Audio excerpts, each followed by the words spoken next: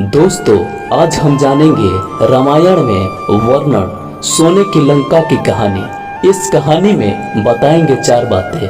तो दोस्तों, अभी तक इस चैनल को सब्सक्राइब नहीं किए हैं तो कर दीजिए। वीडियो को लाइक शेयर करना ना भूलें। आइए कहानी को स्टार्ट करते हैं। तो दोस्तों, रावण को अपनी सोने की लंका पर बहुत अभिमान था। हनुमान जी ने इस लंका को जलाकर राख कर दिए थे। लंका की कहानी बहुत ही रोचक है। दरअसल रावण को लंकापति कहा जाता है।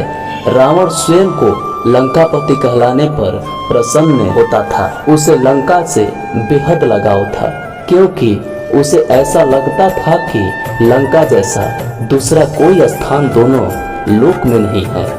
नंबर 1, लंका कौन बनाया था? रावण ने नहीं बनाया था लंका, बल्कि लंका का निर्माण भगवान शिव के कहने पर देवताओं के शिल्पीकार विश्वकर्मा और कुबेर ने मिलकर समुद्र के मध्य त्रिकुटाचल पर्वत पर इसका निर्माण किया था।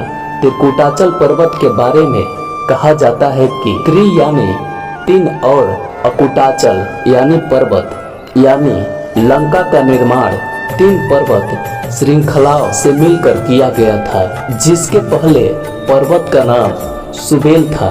सुबह वही स्थान है जहां पर भगवान राम और रावण का मध्य भयंकर युद्ध हुआ था।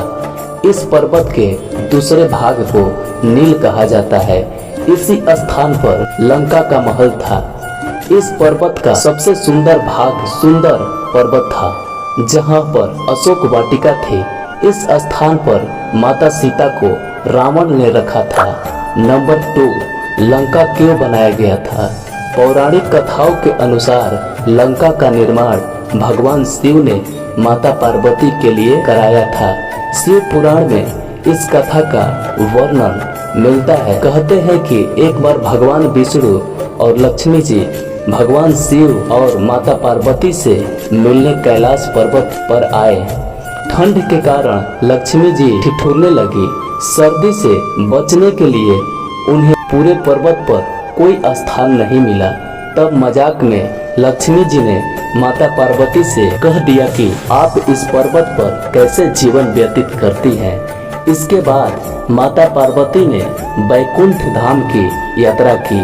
वहां के वैभव को देखकर पार्वती जी ने ठान लिया वे भी अपने लिए ऐसा ही महल निर्मित कराएंगी। अपनी इच्छा को उन्होंने भगवान शिव के सम्मुख रखा। इसके बाद भगवान शिव ने विश्वकर्मा और कुबेर को बुलवाकर लंका के निर्माण का आदेश दिया। नंबर 3, रावण को कैसे मिला लंका?